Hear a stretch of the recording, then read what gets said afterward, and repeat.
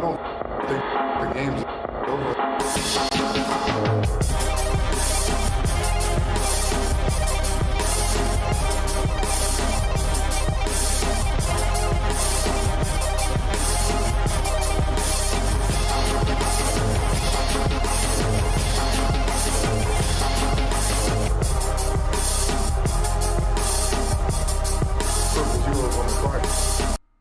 This is Triple Zeros. I'm Josh Buckhalter. Follow me on Twitter at JoshGBuck.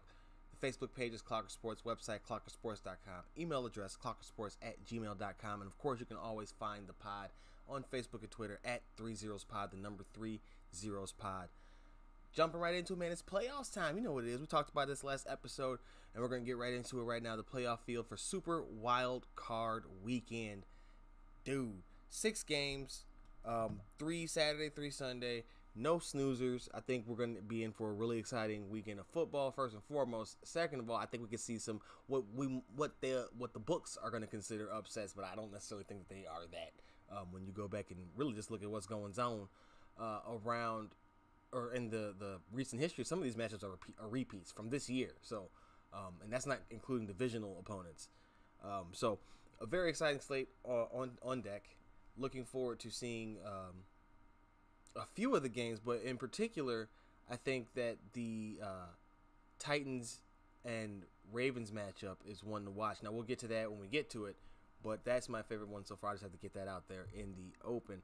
The first one, we're going to go through this in order if I can pull up the schedule properly here.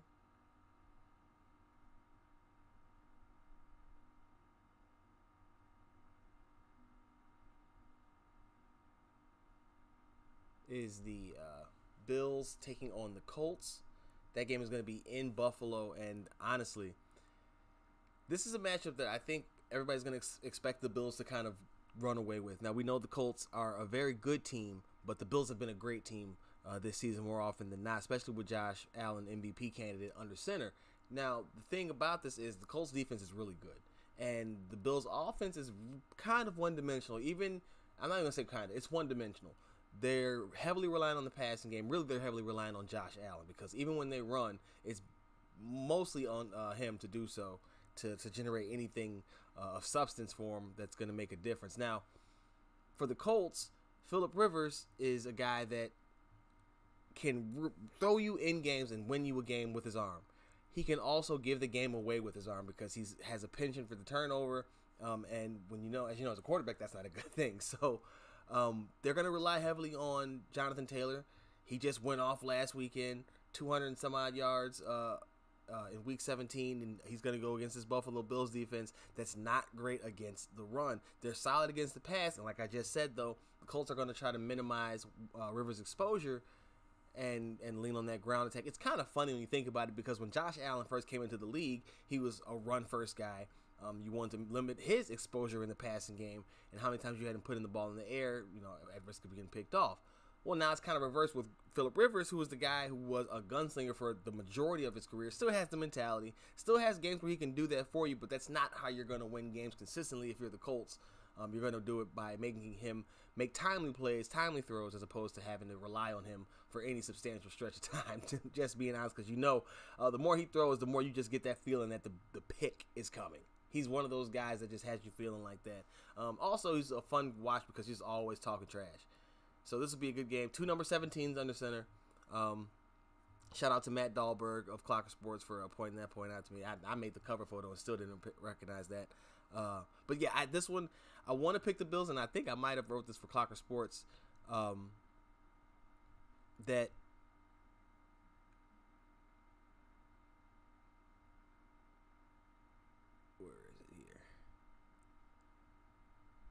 So, Clocker Sports, Phillip Rivers versus Josh Allen leads the Super Wild Card Weekend. And for this game, I picked the Colts 24-21.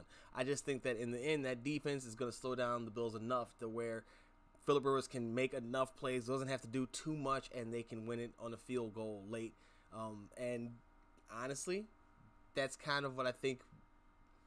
That's just how I think it's going to play out. I can't really justify it other than the fact that we just saw, like I said, Taylor 253 in week 17. Colts defense is 7th ranked in DVOA. The Bills are 12th. It's just it's not as lopsided, or definitely not as in the Bills' favor as many people would have you listen or believe. The next matchup was the Los Angeles Rams taking on the Seattle Seahawks, and this game is interesting, if for no other reason than the fact that you got a divisional opponent facing each other, and these teams split the regular season matchups. But over the course of Russell Wilson's career, they're the only team, the Rams are, that Wilson has a losing record against. I believe he is 8-10 against them in his career, and that includes a 3-4 against 3-5, against Sean McVay and the Rams. So this is not a positive matchup for the Seahawks. However, Jared Goff is dealing with the thumb. He just had surgery, missed week 17. John Walford actually got the Rams into the playoffs. And the Seahawks defense has been revived of late with the addition of Carlos Dunlap. Jamal Adams is coming off the edge. So I picked the Rams 31-27. I am not confident in this pick, though, only because where Goff is, I'm not sure how healthy he's going to be. It's on his throwing hand that he had the thumb injury as well, so that's a big deal. That's not nothing to sneeze at. And so we've seen the Seahawks also become a much more balanced team. This game is going to be relying upon the Rams defense to make a big play, and I'm also kind of baking in this prediction the big play. We've talked about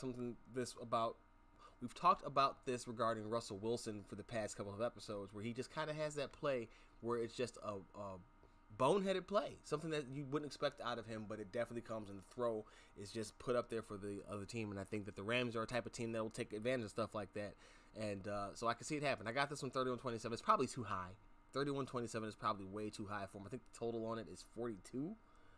But I went with it because I just think that, it's the playoffs. Why not? I'm not picking the low scoring in the playoffs. It's boring. But I do have the Rams winning. Again, just not really confident in that pick. And then our third game on Saturday will be the Tampa Bay Buccaneers at the Washington Football Team. Now, you might be saying, how the hell did that happen? Because Washington Football Team only won 7 games. Well, they won their division, and the Buccaneers obviously placed behind the New Orleans Saints. So, this is and in the article for Clocker I wrote, this is the first David versus Goliath matchup over the weekend. But the truth of the matter is, if Washington's able to get out to some sort of a lead and dictate what Tampa is able to do, right? They make them one-dimensional. That defensive front is able to generate enough havoc, I think, to disrupt Brady's rhythm in the passing game. They're not able to cover those weapons that they have in Tampa, but they can definitely disrupt Brady's timing and get him off of his spot. As at 40-some-odd years old, he doesn't want to run. So if you get him in his face, no less, with that talented defensive line, and then you got the edge rushers and Chase Young and Montez Sweat, who Chase Young, by the way, called out Brady, said he wants the GOAT. Why would you not want the GOAT? Brady tried to downplay it, saying it's probably just some Ohio State, Michigan thing. Either way, I love it. That's what you got to do. Talk your talk, man. That's good stuff right there. I don't think that anybody is necessarily expecting Washington to win, but if they are able to get that early lead, and I would expect the Bucs to probably to defer, but maybe if I'm the Bucs, I go out there and I put the pressure on Washington to make the comeback from the jump, because I think that you can get a touchdown on them easy. I think their big skill is adjusting, and so if that's the case, who knows how it works out. It could be first possession is what determines this game, but I'm not surprised Chase Young wants to go, but I'm also not going to sit here and tell you that I can, with confidence, pick Washington Football Team. I picked Buccaneers 31-14. Although, if there's going to be an upset this weekend, and I mean a true upset, and we'll talk about what I mean in a second, but I could see it, I just don't see it, right? Does that make sense? I believe that it's possible. There's a world that's not too far from this one where Washington walks away from this one as the winners. But it's not this one. It's not this one. Buccaneers, and especially after Chase Young spoke. I know the Rook was just having some fun and keeping it loose. Don't do that. Don't do that. And again, he tried to downplay it, call it Brady the GOAT. It's too late. Brady probably didn't even see that part. He probably did see that part and then whited it out so that he didn't have to look at it while he looked at the bulletin board material that you provided by saying that, of course, you wanted to Brady. Say that he's coming. I love the attitude.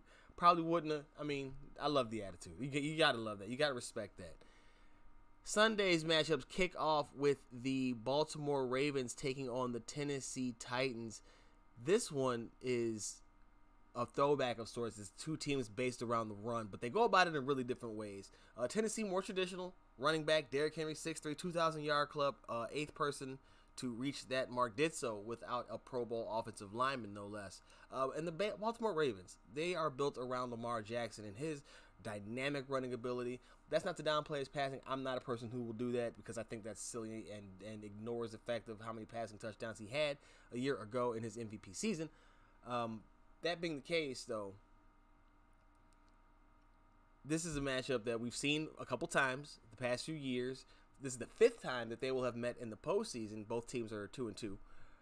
But I think the biggest thing here is that Lamar Jackson in playoff games, and I've heard big games, and I'll get to that stat in 1 second too, but Lamar has not shown up as he needs to in the playoffs. Last season they faced each other, and Jackson had career high in passing yards, rushed for over 100 yards, but an early interception is what ultimately doomed him.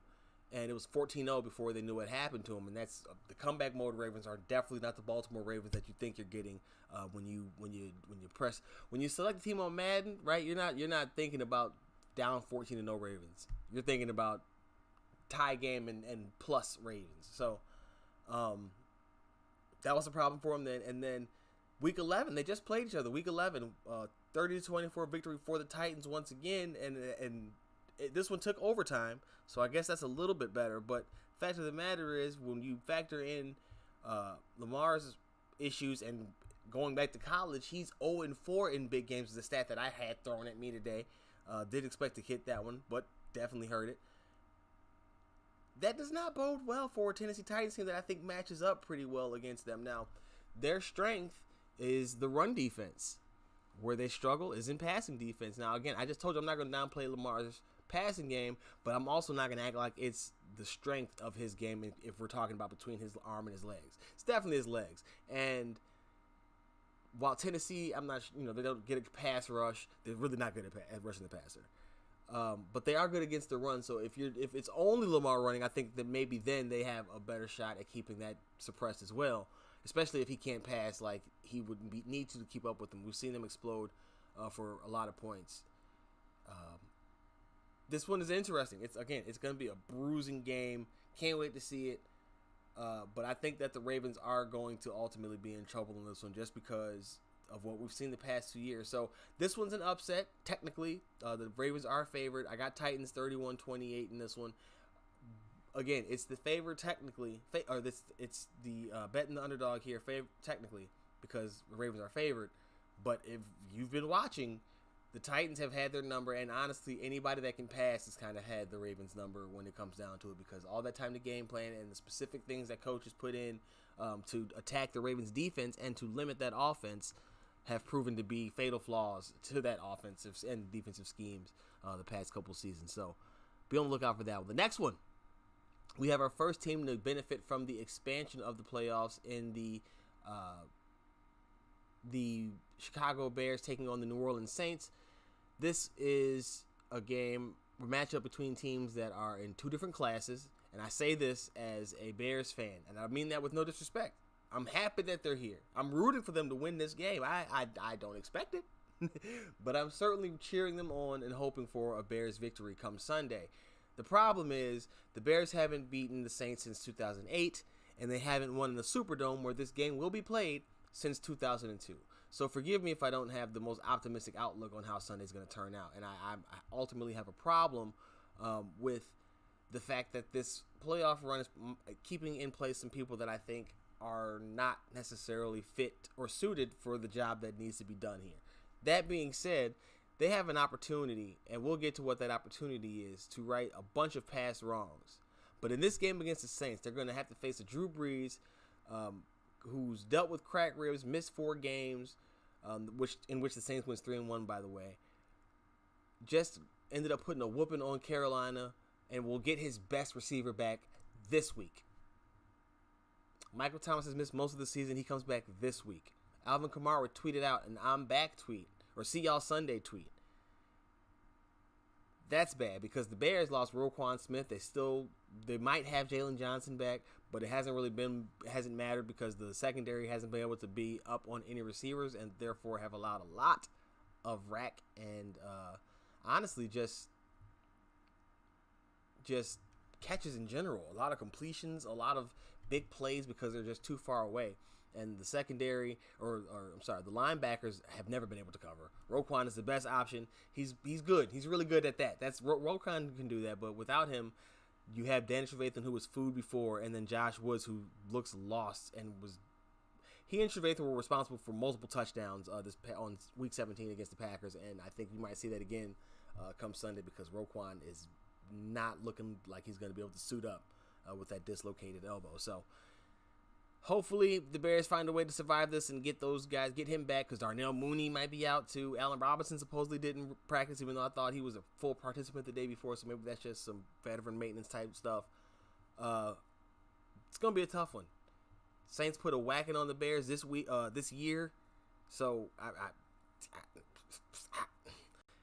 I want to say that they could do it. It was week 8 they faced off. Saints have won both the meetings the past couple of years by an average of 31-24. So it's close. It's close. But do you trust it? Can the Bears win? Yeah. Do I want them to win? Hell yeah. Do I think they'll win? Hold on now. let's not get ahead of ourselves. I have this one 34-17 because the Saints defense is 5th in scoring, just like their offense is. The Bears are 13th in scoring defense. I'm not even going to talk about the offense, but they've been one of the best scoring offenses of the last 5 weeks. They were like top offenses in the last 4 weeks before that Green Bay game. But that's what scares me is what Green Bay's defense was able to do and what I think New Orleans is the Saints is?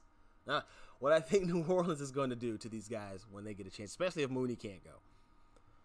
Last game of the weekend is the Cleveland Browns taking on the Pittsburgh Steelers for the 3rd time this season. Luckily, neither team was able to sweep the regular season matchup, so they don't have to worry about getting that dreaded and damn near impossible 3rd win over the same team in 1 year.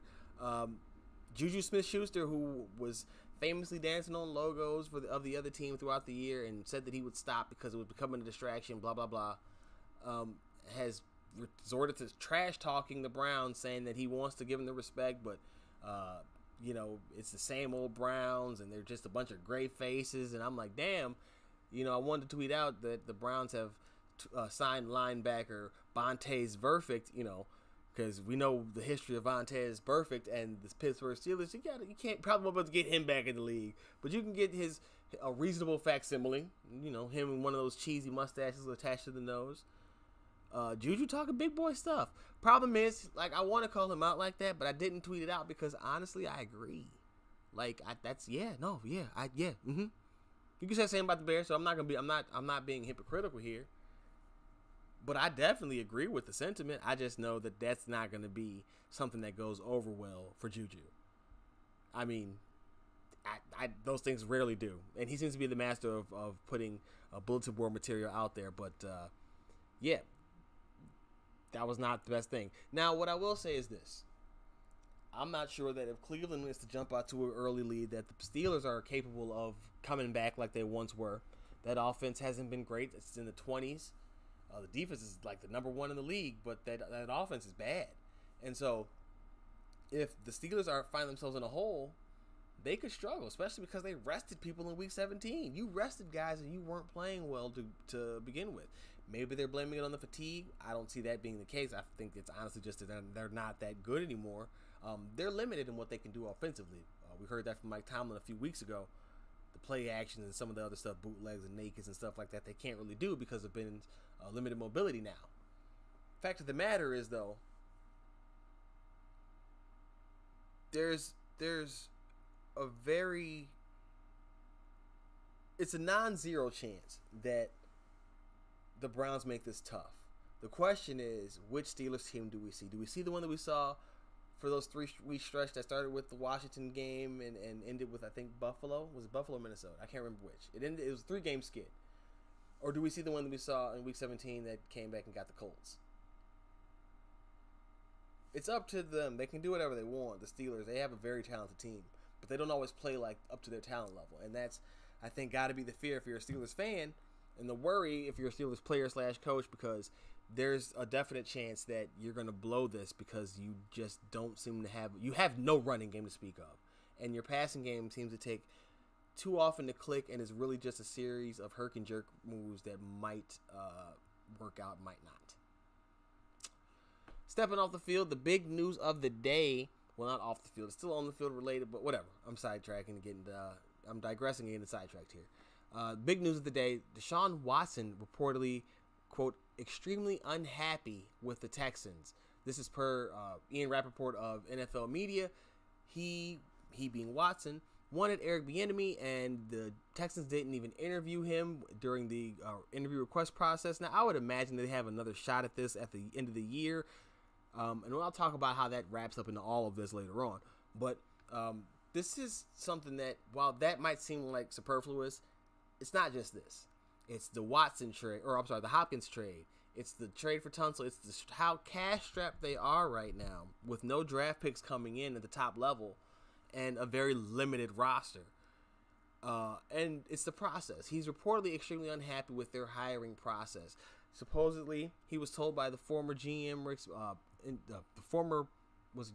he was told by former brass in Houston that he would be involved in the hiring process. Ownership, Cal McNair. He was told that he would be involved in the hiring process of the general manager. Had ideas bounced off of him, and reportedly had a list of names that he wanted them to discuss. He did expect them to hire, but he wanted them to talk to him, and he wanted to talk to the guys that they wanted to. He wanted to feel involved in the process, not necessarily guide the process. This is by reports. I have no inside information. This is all reports you can find on Twitter and freely shared. They reportedly would come back and didn't do what he asked. They got Nick Caserio from the Patriots. He didn't know about that. He found out about that move on Twitter. So you can see the frustration. You can see the reasons for the frustration. He just signed that big contract. And like I said, the Texans have no first round pick. They're $20+ million over the salary cap. And they're doing things. It sounds like they're doing things going against their word. But with that mega deal comes $67 million in dead money if he's traded per Spotrac.com. He also has a no trade clause. However, there are some signs that this could be a real thing. First of all, this story was broken by Pro Football Weekly, so nobody took it for real at first. Pro Football Weekly, Pro Football Talk, Florio. And then it was subsequently kind of validated, that report, by Rappaport's report, by his tweet. And then it was further validated by Watson following a pair of meteorologists here in Chicago. Now, here's where we're getting into the weeds and it's getting all funky. On top of all that dead money, on top of the amount of compensation it's going to take, there's a good chance this is just a troll and a marketing ploy or a negotiating ploy by Watson to get a good sit down with Caserio, because, again, I'm pretty sure they'll have another crack at Bieniemy. I don't care that he had another shot or other interviews. There aren't many better situations in the Texans simply because you have Deshaun Watson. You can move money around in the NFL. They'll find a way to get down. May not be great next year with the cap, but they'll figure out a way to work some more picks in there and get some value guys in, especially if they get a coach.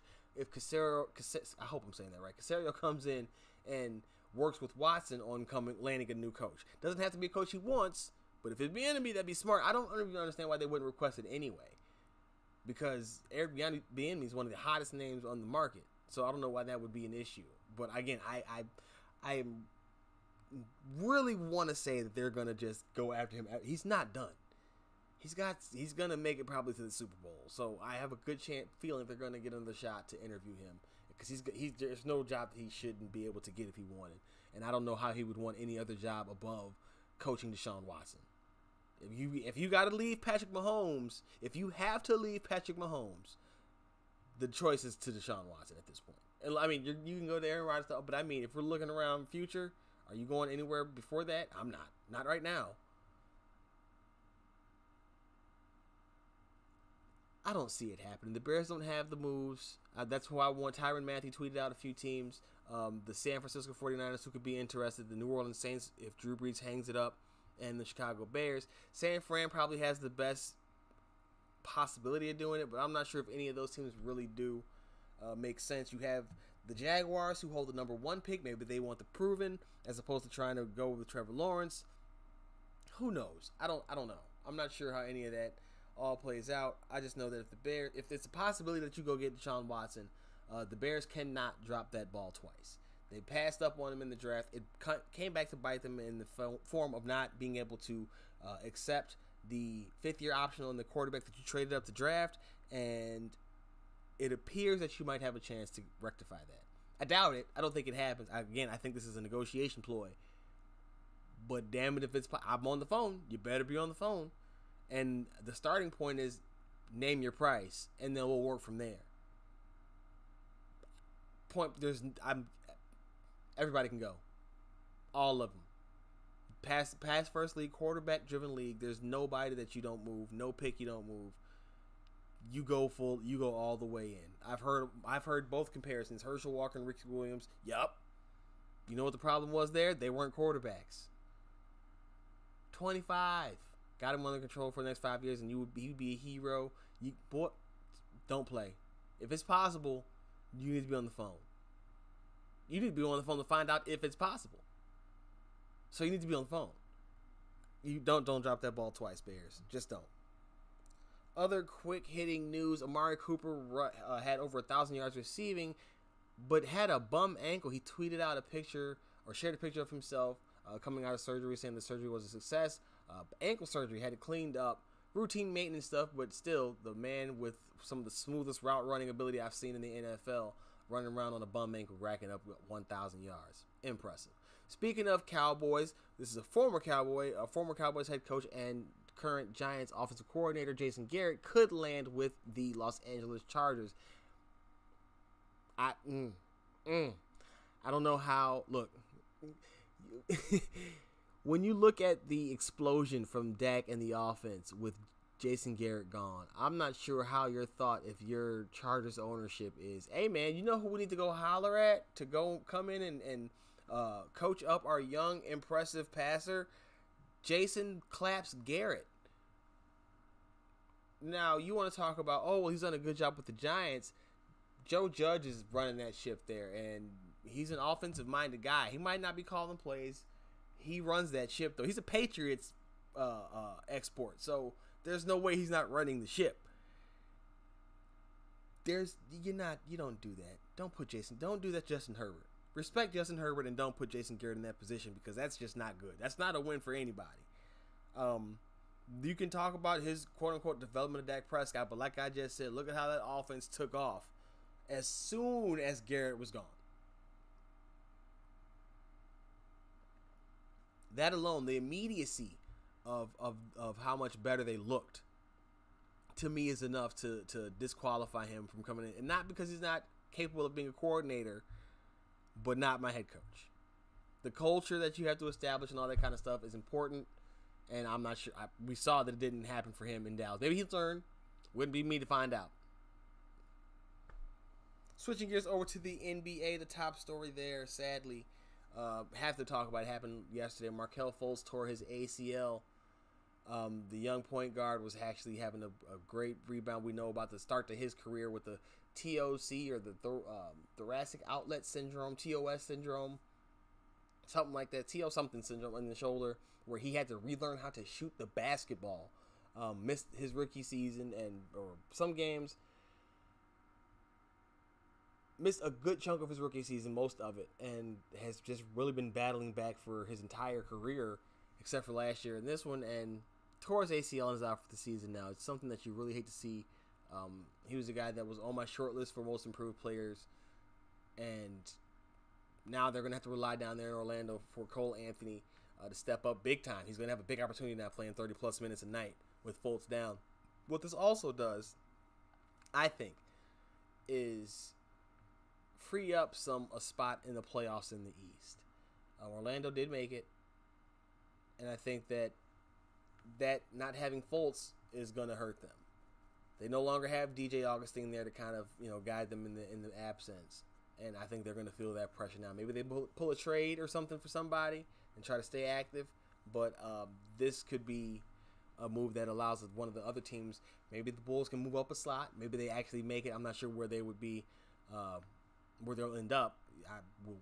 We're still trying to figure out what that team is right now, but this injury is brutal for Fultz. But it hurts Orlando, I think, more than we want to talk about right now. The Philadelphia 76ers got dub-plussed by the Nets. The Nets were playing without Kyrie Irving and Kevin Durant. Kyrie sat for personal reasons and had Twitter all up in the buzz because one Brandon Scoop B Robinson, friend of the show, shout out to Scoop B, tweeted out that Kyrie sat for a mental health day. He said he didn't really want to play. He put it in quotes as if that came out of Kyrie's mouth. And then everybody kind of was reacting to that. Some people, Banksy, was saying that it's irresponsible retweeting what he says, and I'm not sure how that was irresponsible for him or anybody to retweet it. He's not. Honestly, I think people are worried too much about it. First of all, if Kyrie did say that, who the hell cares? So what? So what? He didn't want to play, and at least he didn't lie about it and say fake an injury. He told you the truth. But I don't think it would work that way anyway because, see, the one thing I think that Kyrie could get fined because I'm not sure where this game was televised, all that, but, I saw it. And I know that they said if it's televised, I thought if it was televised that you couldn't sit. Maybe it was just the certain national broadcast, something like that, that the rest rules would allow players to be, star players to be sat down. I'm not sure which one. But I don't really care. He said I'm pro. So what? There's a lot of game left. A lot of season left. Relax, y'all. Stop getting up in arms about every little damn thing. On the other side, Philadelphia had a positive COVID test, and mark this here. Turn up the volume a little bit. The positive was returned before the game.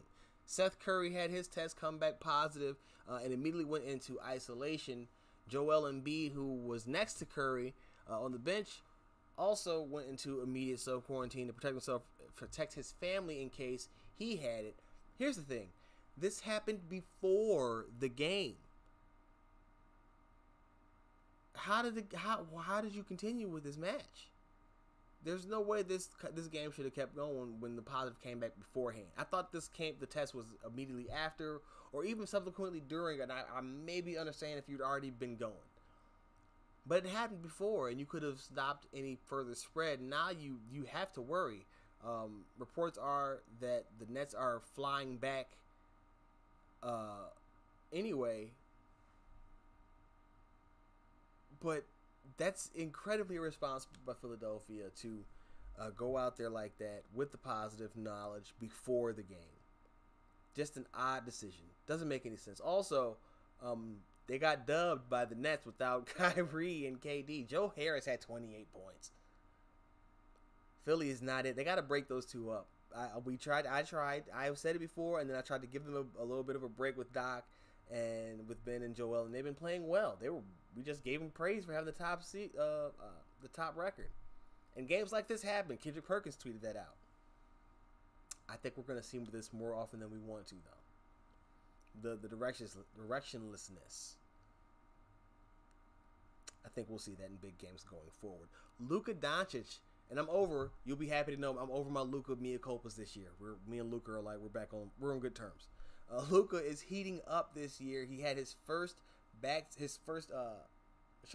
Luka Doncic heating up this season. He's had his first back-to-back 30-plus point games of the year with a 38-point game against the Denver Nuggets. In overtime, he's averaging 33 points per game over his last 25 points per game over the regular season. Luka has been struggling from the floor. The efficiency wasn't there, especially from deep.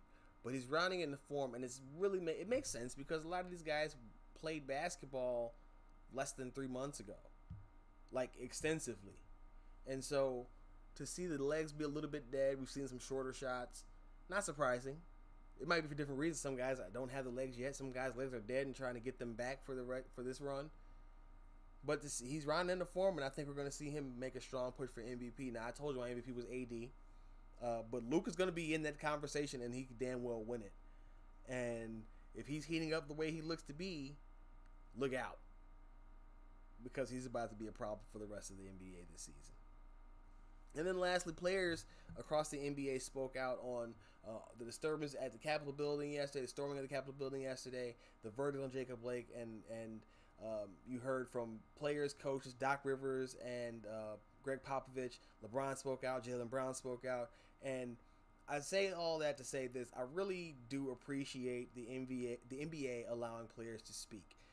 We can talk about what the NBA itself does with its platform in terms of allowing them to have the words on the jersey to put the message on the floor. I thought that was a bit ridiculous because it's commercializing it. That's not really doing much for anything. Just putting the word, it's not doing much. But I appreciate that's fine. What I really like is that the players in the NBA feel empowered to speak as openly as they do. Agreement is overrated.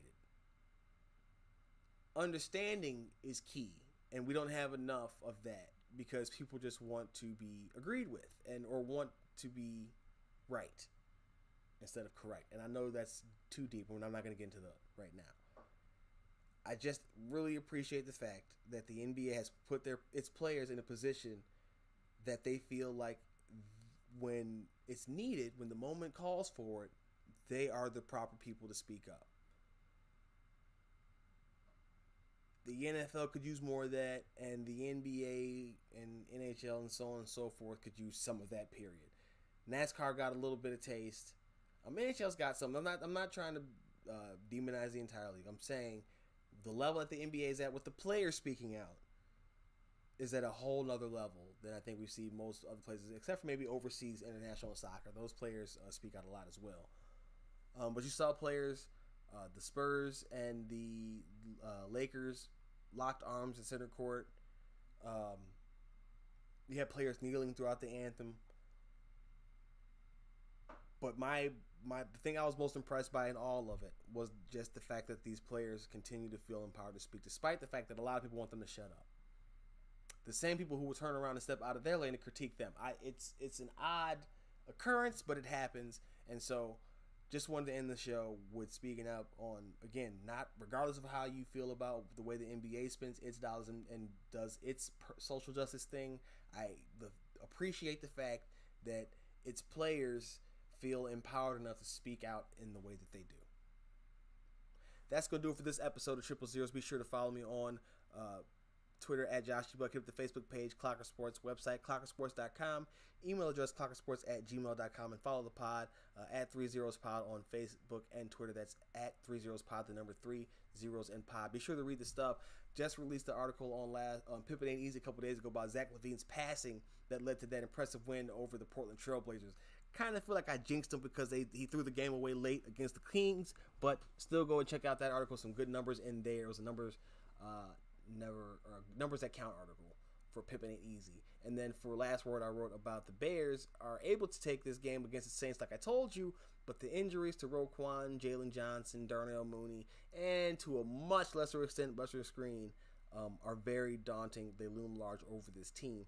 Also released on Thursday was the preview for the Super Wild Card Weekend on clockersports.com. So be sure to check all that out and all the other great stuff. We have, I think, a No Countouts coming out tomorrow. I think a brand new T3 drops tomorrow, too. So that should be exciting as well. Keep an eye out for all that stuff. And until the very next time, man, I think you already know what it is, man. That's the sound of the horns. I'm gone.